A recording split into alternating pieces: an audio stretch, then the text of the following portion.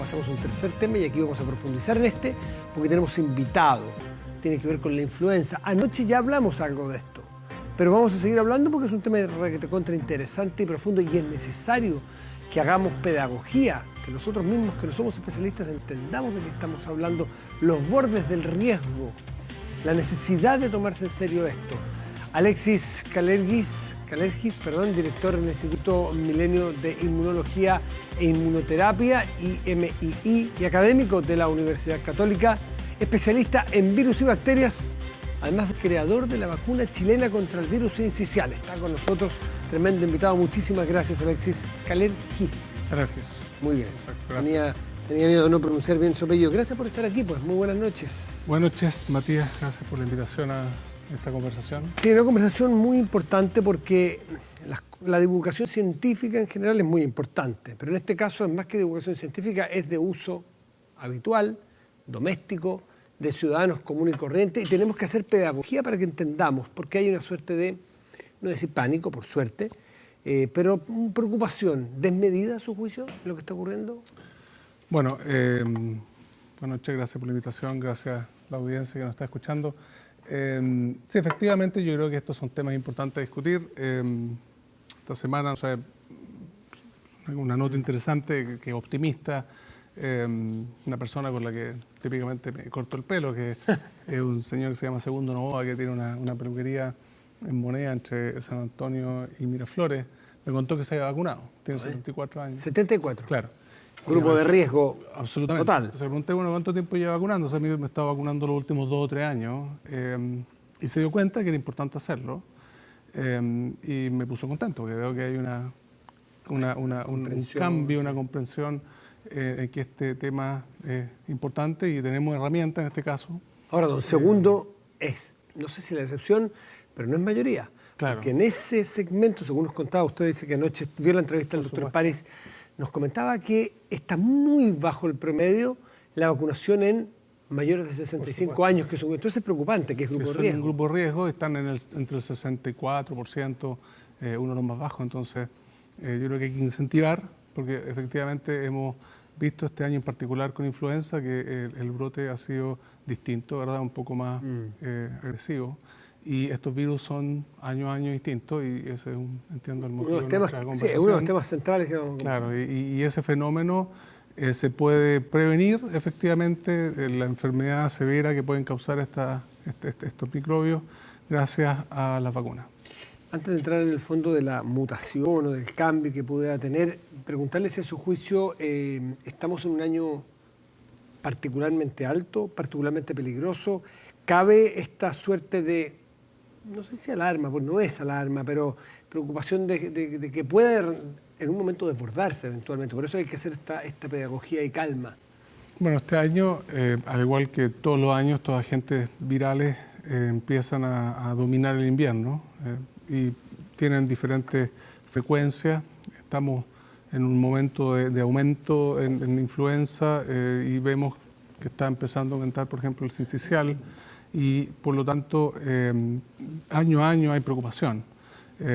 Este año ha habido, evidentemente, una mayor discusión en torno a la vacunación. Yo creo que la población se dio cuenta de la necesidad de vacunarse quizás un poquito más tardío que años anteriores. ¿Cuándo debería partir la vacunación para un tema como este? Claro, entre marzo y abril. ¿Con tanta anticipación? Normalmente 3 semanas, 4 semanas son necesarias para desarrollar una inmunidad efectiva. Pero ya entre abril y mayo, ¿verdad? Son momentos en los cuales uno puede ya vacunarse y empezar a desarrollar inmunidad. ¿Y cuánto dura el efecto de esta vacuna? Bueno, esta vacuna se recomienda año a año y eso tiene que ver justamente con una de las particularidades que tiene el virus de influenza que puede cambiar. Y ese cambio obliga a que las personas se vuelvan a vacunar, dado que la inmunidad que se generó con la vacuna del año anterior protege típicamente contra las cepas que están circulando en ese año en curso. Pero cambió el virus. El H1N1, entiendo, este año es el que está atacando con más fuerza. Claro, el que más problema ha causado este año es justamente el H1N1. Y estos virus tienen la particularidad justamente de, y en el caso del virus influenza, fascinante la biología molecular en este virus, porque tiene un genoma que está compuesto por... Una arquitectura... Claro, sí. sí, que está compuesto por 8 segmentos, y esos segmentos codifican para este virus completo. Y en particular algunos elementos que están en la superficie del virus, que son justamente los que nuestros anticuerpos reconocen, son los que cambian. Entonces, si es que hay un cambio el revestimiento, no es la arquitectura interior, sino que el revestimiento del virus. El virus es lo que normalmente elementos de nuestro sistema inmune, que se llaman anticuerpos, lo reconocen, ¿verdad? Y evitan de que infecte nuestras células, y de esa manera disminuyen la severidad de la enfermedad. Y si cambió este revestimiento del virus y nosotros nos seguimos vacunando con la misma vacuna, si fuese esa, es parte de la pregunta, ¿va a tener efecto? ¿O estamos teniendo una vacuna distinta? Una vacuna de un año anterior puede tener cierto nivel de protección porque el cambio no es completo. Sin embargo, las vacunas de año a año cambian también. Entonces, la OMS, o la Organización Mundial de la Salud, trabaja en septiembre, octubre del año anterior definiendo, anticipando las cepas que van a causar probablemente enfermedad al año siguiente. ¿Y lo puedes saber porque se anticipa con el hemisferio norte? Justamente, y además porque hay un seguimiento permanente, semana a semana, de las cepas que están circulando en el planeta. Entonces, con bastante, yo diría, certeza, se puede definir qué cepas están circulando y se opta por el diseño de vacunas justamente en términos de las cepas que uno anticipa que van a circular al año siguiente. Ahora, es decir, si alguien tuviera o alguien tiene en stock, algún hospital o alguien, vacunas del año pasado, esas no se están usando. Claro. O esas no sirven directamente o cubren menos. Claro, cubren menos y se recomienda usar las cepas que están recomendadas por la OMS para el año en curso. Y es el caso de esta vacuna. Esta vacuna justamente contiene una de las cepas que ha causado lamentablemente fatalidades, ¿verdad? Sí. La H1N1, y esa está en la vacuna. Por lo tanto, es importante vacunarse. Y nosotros, más allá de lo científico y lo molecular, que obviamente es fascinante, hemos tratado desde la universidad y desde el Milenio, que convoca a la Católica, la Chile, la UNAF y la Universidad de Antofagasta, trabajamos en tratar de comunicar a la ciudadanía lo importante que son las vacunas. Son herramientas de salud bastante seguras, y este año de hecho inauguramos un museo que busca posicionar o reposicionar en la ciudadanía la memoria de estas enfermedades. Porque un gran éxito que han tenido las vacunas en la historia de la humanidad es que son el único ejemplo de tecnología desarrollada por la ciencia y la medicina que ha permitido erradicar enfermedades. Entonces, por ejemplo, la viruela, una enfermedad terrible, ya no está. Entonces nos olvidamos de la viruela. El tifus prácticamente desaparecido. Claro. Por tratamientos de agua más que por vacunas. En el caso del tifus hay una vacuna, pero normalmente ha sido, como tú dices, tratamientos de agua. La polio, otro éxito evidente.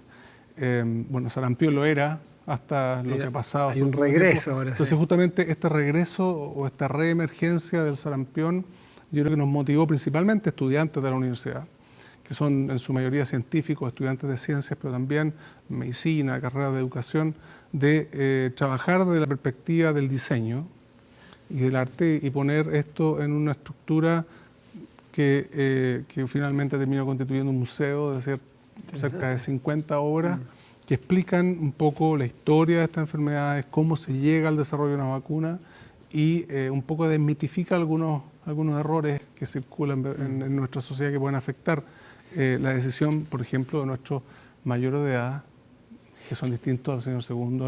A un segundo, el peluquero suyo, que sí se vacunó. Claro. Ahora, el asunto es que los grupos de riesgo no siempre llegan a la información. Por eso es tan importante que los medios hablemos de este tema, tratemos este asunto permanentemente, porque aunque uno no lo crea, hay gente que no sabe lo importante que es vacunarse hoy. Personas que están en los grupos de riesgo, chiquititos menos de 6 años, claro, embarazadas, adultos mayores, ¿no es así? Y una cosa interesante, cuando venía a la entrevista, esto tengo que decirlo, porque la vacuna de influenza, por ejemplo, se recomienda desde los 6 meses en adelante. Entonces el grupo de riesgo de los más pequeños va de los 6 meses hasta los 5 años y Casi 60, casi 50, 6 años. casi 6 años. ¿Qué pasa con los bebés de 0 a 6 meses que no se pueden vacunar porque no está recomendada la vacuna para ellos? Bueno, ellos dependen de que los demás que los rodean estén vacunados. Porque si esas personas no están vacunadas y se infectan con el virus de influenza, lo más probable es que los contagien y contagien a esta población que no puede recibir la vacuna porque no está recomendada. Buen punto. ¿Se contagia con Son estos virus, los estornudos? como hablábamos al comienzo, como son maestros del camuflaje y de la evasión, los virus, también son expertos en el contagio. Son partículas obviamente invisibles a la vista y pueden resistir las condiciones ambientales y eventualmente causar contagio. Entonces, si una persona se vacuna, tiene menos posibilidades de contagiar a alguien que, por ejemplo, no se puede vacunar por razones como estamos hablando de los niños más pequeños. Entonces, los bebés menores de 6 meses, dependen claramente de que los adultos su entorno esté súper protegido. Aunque no estén en los grupos de riesgo, aunque ellos no estén en los grupos de riesgo. Tal cual. Doctor Kalergis, la vacuna que viene a Chile, ¿tiene un diseño especial para la población chilena? ¿O yo puedo mandar la misma a Perú, a Argentina, a Venezuela, a Brasil, o la que se usó en España o en Bélgica el año pasado, porque viene del hemisferio norte? Esta pregunta me encanta, porque, efectivamente una vacuna que está diseñada para cepas del hemisferio sur, ¿verdad? Yeah. De influenza. Pero creo que otro elemento fundamental a tener en cuenta es la capacidad de los países de manufacturar sus propias vacunas, porque los agentes infecciosos son virus como influenza o bacterias, ¿verdad? Por ejemplo, el conqueluche, causada por una bacteria, son particulares de la región geográfica. Y nuestros virus y bacterias, que causan las mismas enfermedades, por ejemplo, influenza o la bacteria que causa la tos convulsiva, pueden tener diferencias respecto a diferencias en la secuencia, en su estructura, ¿verdad? Son el mismo virus, pero son levemente distintos. ¿Entre países cercanos? Por ejemplo, entre países cercanos es más difícil. Más difícil. Entre Chile y Perú, por ejemplo, ¿se usa la misma vacuna? Nosotros ocupamos una vacuna que está diseñada para el hemisferio sur. Para todo el hemisferio sur. Tal cual. Y se lo pregunto porque es bien razonable, o sea, es bien obvio, porque nosotros tenemos un montón de personas que vienen llegando a nuestro país y es importante protegerlas a ellos, con lo que nosotros lo podamos contagiar a ellos, y los virus que traen ellos para acá, porque hay una mezcla cultural y esto es importante tenerlo muy claro. Absolutamente. Por eso es que hemos estado pensando ya hace años en reposicionar el concepto de la manufactura nacional de vacunas. Yo creo que... ¿Nada se hace aquí de esta vacuna? Claro, nosotros importamos, básicamente todos los medicamentos en Chile se importan, entre ellos las vacunas. Y creo que hay suficientes razones, por ejemplo, étnicas. Las diferentes etnias pueden responder distinto a la vacunación, así como pueden responder distinto a una infección. Entonces, esos aspectos que son conocidos desde el punto de vista científico, deberíamos tratar de implementarlos en el diseño y desarrollo de vacunas en Chile. Hasta finales de los 90, en Chile se hacían vacunas. ¿Y por razones económicas se dejó de hacer? Por razones económicas, por razones de inversión en infraestructura, por los estándares internacionales de manufactura. Hay múltiples razones, pero yo creo que Chile ha progresado mucho, principalmente desde el punto de vista del desarrollo científico-tecnológico. Chile es uno de los países que tiene mayor proyección en ese sentido. Hemos recientemente implementado el Ministerio de Ciencia, Tecnología, Conocimiento e Innovación, y este ministerio podría ser un camino hacia fomentar desarrollo de tecnologías locales. Y las vacunas son particulares porque tienen ese componente de enfrentar a los microbios que están presentes en el país y considerar también las particularidades que tenemos los chilenos en términos de responder a las vacunas. Entonces es un tema interesante. Nosotros hicimos un trabajo hace algunos años en que mostramos que hay una correlación muy buena entre cómo la gente voluntariamente participa en el uso de las vacunas con la manufactura local en esos países de las vacunas, porque da más confianza y en el fondo están hechas básicamente en base a las necesidades de la población. Y aquí tenemos una oportunidad interesante, ¿verdad? ¿Hay algún tratamiento alternativo a esta vacuna? Porque alguien pueda o no conseguirla, o no querer ponérsela, o no sé, alguien piensa, ¿hay algo medianamente probado o Sí. nada le compite ni de cerca? Sí, pero es menos frecuente. Obviamente las medidas de higiene, ¿verdad? Evitar el contagio, el lavarse las manos, el tratar de no exponerse al virus, eso es la primera medida. Segundo, sin duda, la vacuna es la medida más eficiente. Es la más eficiente. Y también hay antivirales, moléculas que pueden específicamente intervenir la replicación del virus, pero se ocupan bastante menos, que las vacunas son menos recomendados por la OMS o por las entidades internacionales. ¿Usted ha podido ver en la disponibilidad de esta vacuna si es la adecuada para lo que se está viviendo con...? Bueno, hoy en día para nuestro hemisferio hay dos versiones, una trivalente y una tetravalente. La trivalente contiene las cepas que están circulando, entonces es la que nuestro ministerio optó. Yo entiendo que el ministerio ha hecho al igual que en años anteriores, un esfuerzo en que esta campaña sea lo más conocida, ¿verdad? Y asequible, particularmente para los grupos de riesgo. Y siento que en Chile la verdad es que la ciudadanía comprende y se involucra en estos procesos que son a la larga favorables para la comunidad.